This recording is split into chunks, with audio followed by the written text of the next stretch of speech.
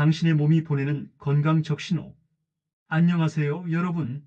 오늘은 우리가 일상 속에서 종종 간과할 수 있는 건강의 신호들에 대해 얘기해 볼 거예요. 이런 신호들은 때때로 무시하거나 그냥 지나칠 수 있지만 사실은 우리 몸이 보내는 중요한 경고일 수 있어요. 이 오디오북에서는 첫째, 둘째로 나누어서 그 신호들이 무엇인지, 그리고 그에 대한 해결책을 어떻게 찾을 수 있는지에 대해 이야기할 거예요. 그래서 오늘도 마지막까지 들어주시고 구독과 좋아요, 알림 설정까지 부탁드려요. 자, 그럼 시작해 볼게요. 첫째, 피로감이 극심하다면? 피로를 느끼는 건 누구에게나 있는 일이지만 이 피로가 계속해서 풀리지 않고 계속 쌓여간다면 뭔가 이상한 신호일 수 있어요. 예를 들어 여러분이 8시간 이상 충분히 자고 일어났는데도 여전히 피곤한 느낌이 든다면 그건 단순한 피로가 아니에요. 여러분, 아침에 일어나서 눈을 뜨고 나서도 여전히 몸이 무겁고 계속 졸리고 그런 상태가 지속된다면 그것은 몸이 지나치게 지쳐 있다는 뜻일 수 있어요. 예를 들어서 직장에서 계속 집중해서 일하고 있으면 어느 순간부터 갑자기 눈꺼풀이 무겁고 계속 자고 싶은 기분이 드는 경험 한 번쯤 해보셨죠?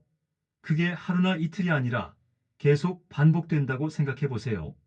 그런 상태가 몇 주 계속되면 그건 그냥 피로를 넘어서 몸이 보내는 신호일 수 있어요. 또 운동을 하긴 했는데 그 후에 몸이 더 힘들고 일상적인 활동조차 힘든 상태가 계속되면 여러분의 몸에 스트레스가 쌓이고 있다는 증거일 수 있어요. 해결책으로는 첫 번째로 스트레스를 좀 관리해 주는 게 중요해요. 간단한 명상이나 취미 활동을 통해서 마음을 편안하게 해주는 게 필요하죠. 또 규칙적인 운동과 충분한 수분 섭취, 그리고 균형 잡힌 식사가 몸에 에너지를 다시 채워줄 수 있어요. 만약 이런 피로가 계속된다면 전문가와 상담을 해보는 것도 좋은 방법이에요. 둘째, 갑자기 체중이 늘었다면? 체중이 갑자기 불어나면 그건 단순히 과식해서 그런 게 아닐 수 있어요. 예를 들어 여러분이 아무리 많이 먹지 않았다고 생각해도 갑자기 체중이 3kg, 5kg씩 불어나면 그건 좀 의심을 해봐야 해요. 특히 체중이 늘었는데도 특별히 식사량이나 운동량이 바뀌지 않았다면 그건 몸에서 다른 신호를 보내고 있다는 증거일 수 있어요. 예를 들어 아침에 일어나서 체중을 재봤는데 갑자기 몇 킬로가 늘어나 있으면 그때부터 뭔가 이상하다고 느껴지지 않나요? 또 체중이 늘었을 뿐만 아니라 배가 자주 부풀어 오르거나 더부룩한 느낌이 든다면 몸에서 어떤 이상이 생긴 거일 수 있어요. 또 다이어트를 하려고 운동도 하고 식단도 조절하는데도 불구하고 체중이 잘 안 빠지거나 오히려 더 늘어나면 그건 단순히 먹는 양만의 문제가 아니라 다른 원인이 있을 수 있다는 뜻이에요. 해결책으로는 전문가와 상담해서 호르몬 상태나 혹은 혈액 검사를 통해 다른 건강 문제는 없는지 확인하는 게 중요해요. 또한 체중 조절을 할 때 무리하지 않도록 하고 꾸준한 운동과 건강한 식습관을 유지하는 것이 중요하죠. 셋째, 피부에 이상이 생겼다면? 피부는 우리의 몸 상태를 잘 알려주는 거울이에요. 피부가 갑자기 거칠어지거나 여드름이나 발진이 나기 시작하면 그건 몸에서 신호를 보내고 있다는 걸 의미할 수 있어요. 예를 들어 스트레스를 많이 받으면 피부가 쉽게 붉어지거나 여드름이 나기도 해요. 또 피부가 건조하고 거칠어지면 그건 수분 부족이나 영양 결핍을 알리는 신호일 수 있어요. 여러분, 갑자기 얼굴에 여드름이 많이 나기 시작하면 그건 예사롭지 않은 신호일 수 있어요. 평소에 피부가 괜찮았던 사람이 갑자기 얼굴에 붉은 발진이나 여드름이 생기면 뭔가 몸 안에서 문제가 생긴 건 아닌지 체크해 봐야 해요. 또한 피부가 너무 건조하고 푸석푸석해지면 몸에 필요한 영양소가 부족할 수 있으니까 그런 상태를 그냥 두지 말고 신경 써주는 게 좋아요. 해결책으로는 우선 충분한 수분을 섭취하고 비타민 O나 E가 풍부한 음식을 섭취하는 게 피부에 도움이 돼요. 또 스트레스가 피부에 미치는 영향을 줄이기 위해 휴식을 충분히 취하는 것도 중요하죠. 이 외에도 피부에 맞는 보습제를 사용하고 충분히 휴식을 취하는 게 필요해요. 넷째, 소화불량이 자주 발생한다면? 소화불량은 누구나 한 번쯤 겪을 수 있지만 그게 자주 반복되면 문제가 될 수 있어요. 예를 들어 여러분이 아침에 일어나서 뭐든지 먹고 싶지 않거나 먹고 나서 속이 계속 불편한 느낌이 든다면 그건 단순히 위장이 이상이 생겼다는 신호일 수 있어요. 또 가끔 속이 쓰리거나 답답한 느낌이 들면 그건 위염이나 다른 소화기 문제가 있을 수도 있어요. 예를 들어 매운 음식을 먹고 나면 속이 쓰리고 그 불편한 느낌이 계속 지속된다면 그건 위장에 자극이 가해졌다는 신호일 수 있어요. 또 소화가 잘 안 되어서 배가 더부룩하고 트림이 자주 나온다면 그건 위장이 제대로 작동하지 않고 있다는 표시일 수 있어요. 해결책으로는 규칙적인 식사 시간을 지키고 과식하지 않도록 주의하는 게 필요해요. 그리고 식사 후에는 바로 눕지 말고 가벼운 산책이나 소화를 도울 수 있는 활동을 하는 게 좋아요.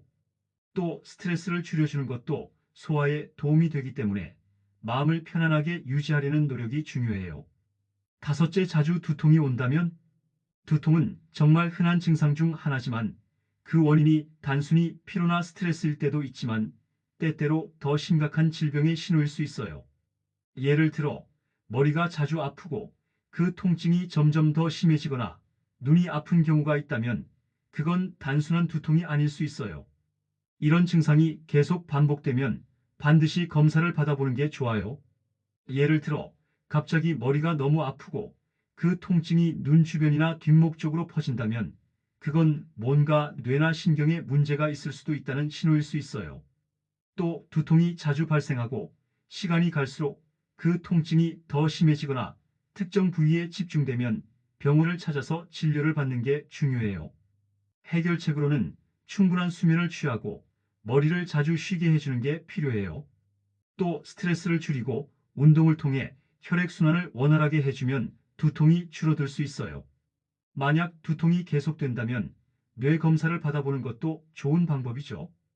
여섯째, 다리가 자주 붓거나 부풀어 오른다면 다리가 자주 붓거나 무겁게 느껴지면 이건 단순한 피로일 수 있지만 때로는 심장이나 신장 문제를 나타낼 수 있어요.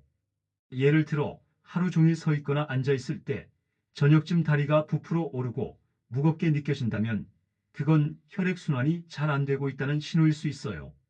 다리 붓는 게 평소와 다르게 자주 일어나고 한번 부풀어 오른 다리가 밤새 가라앉지 않는다면 그냥 지나치지 말고 체크해 봐야 해요.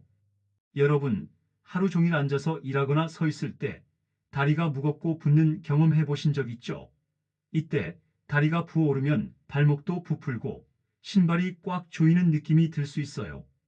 또 밤에 다리를 올리고 자려고 해도 붓기가 가라앉지 않고 아침에 일어났을 때도 여전히 부풀어 있으면 혈액순환 문제일 가능성이 있어요.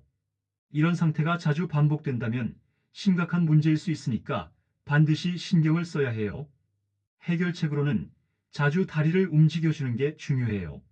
한자리에 오랫동안 앉아있지 않도록 하고 앉을 때는 다리를 쭉 펴고 앉거나 자주 일어나서 스트레칭을 해주세요. 또 밤에 자면서 다리를 조금 높게 올려두면 부종을 줄이는 데 도움이 돼요. 물론 다리 붓기가 계속된다면 병원에 가서 상담을 받는 것도 중요해요. 일곱째, 손발이 자주 저리거나 차가워진다면 손발이 자주 저리거나 차가워진다면 이건 혈액순환이 잘 되지 않는다는 신호일 수 있어요. 가끔 날씨가 추울 때 손이나 발이 차가워지는 건 이해가 되지만 계속해서 저리거나 차가워진다면 뭔가 문제가 있을 수 있어요. 예를 들어 여러분이 아무리 따뜻한 곳에 있어도 손발이 계속 차가운 느낌이 든다면 그건 몸에서 정상적으로 혈액이 흐르지 않고 있다는 뜻일 수 있어요. 예를 들어 겨울에도 손발이 따뜻한 옷을 입고 있어도 계속 차가워지거나 손이나 발에 찌릿한 느낌이 자주 들면 혈액순환이 원활하지 않은 거죠. 또 일하다 보면 갑자기 손끝이 저리거나 발이 무겁게 느껴지는 경험을 해본 적 있을 거예요. 그때마다 손이나 발을 흔들거나 마사지하면 일시적으로 괜찮아지긴 하지만 자주 그런 증상이 나타나면 몸에 신경을 써야 할 때예요. 해결책으로는 우선 따뜻하게 몸을 유지하는 게 중요하고 규칙적인 운동을 통해 혈액순환을 돕는 게 필요해요. 또 손이나 발을 자주 움직여서 순환을 원활하게 해주는 게 중요하고 스트레스를 줄여주는 것도 혈액순환에 큰 도움이 되죠. 만약 이런 증상이 지속된다면 전문가에게 상담을 받는 게 좋습니다. 여덟째, 자주 숨이 차거나 호흡이 어려운 느낌이 든다면 숨이 차거나 호흡이 어려운 느낌이 들 때, 그건 심장이나 폐 건강에 문제가 있을 수 있어요. 예를 들어, 평소에는 잘 숨을 쉬고 운동을 잘 해왔던 사람도 갑자기 가벼운 활동 후에 숨이 차면 그건 이상 신호일 수 있어요. 또 갑자기 계단을 올라갔는데 너무 숨이 차거나 가벼운 걸음에도 호흡이 어렵다면 폐나 심장에 부담이 생길 가능성이 있어요.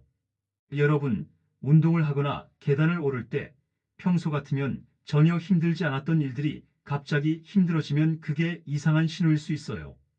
예를 들어 하루에 한 번쯤 빠르게 걸을 때도 숨이 차고 앉아서 쉬어도 호흡이 정상적이지 않다면 그건 심각하게 다뤄야 할 문제일 수 있죠. 해결책으로는 가벼운 운동을 꾸준히 하고 건강한 식습관을 유지하는 게 중요해요.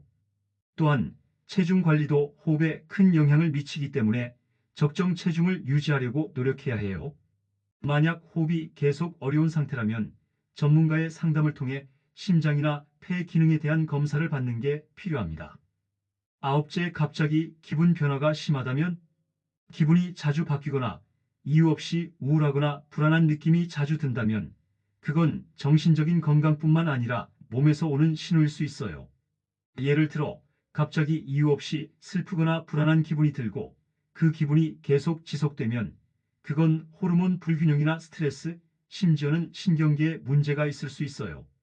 기분이 자주 변하고 아무것도 하기 싫어지거나 쉽게 지친다면 그건 몸이 보내는 중요한 신호일 수 있습니다.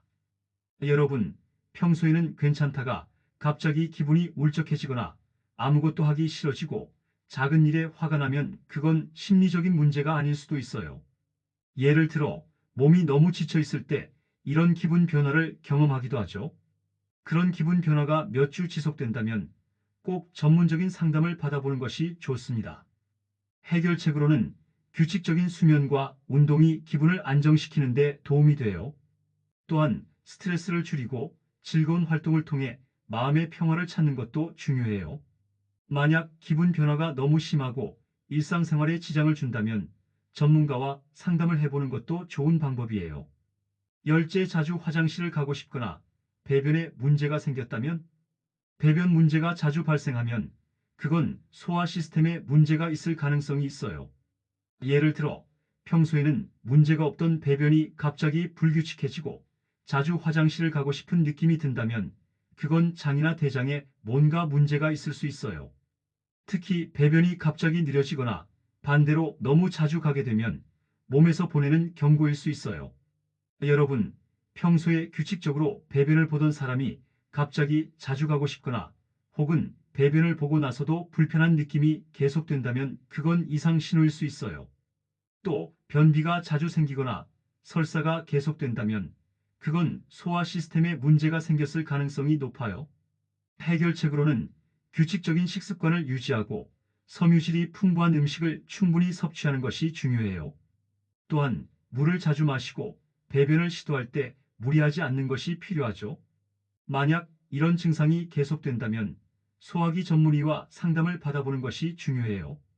오늘은 우리 몸이 보내는 건강의 적신호들에 대해 이야기해 봤어요. 몸은 우리가 생각하는 것보다 훨씬 더 많은 신호를 보내고 있다는 걸 알게 되었죠. 피로감, 체중 변화, 피부 문제, 소화 불량, 두통 등 다양한 증상들이 사실은 우리가 놓칠 수 있는 중요한 경고들이었어요. 우리가 주목해야 할 점은 이런 신호들이 단순히 일시적인 현상이 아니라 지속적으로 나타날 때는 몸의 건강 상태에 변화가 있을 수 있다는 거예요. 이럴 때는 적절한 해결책을 통해 몸을 돌보고 필요한 경우 전문가의 도움을 받는 것이 중요하죠. 예를 들어 규칙적인 운동과 균형 잡힌 식사, 충분한 수면, 스트레스 관리 등이 우리의 몸과 마음을 건강하게 유지하는 데 큰 도움이 될 수 있어요. 여러분이 몸에서 보내는 작은 신호들을 무시하지 않고 잘 살펴보는 것만으로도 건강을 지키는 데 큰 도움이 될 거예요. 오늘의 내용이 여러분의 건강 관리에 작은 도움이 되었기를 바라며 구독과 좋아요, 알림 설정 잊지 말고 해주세요.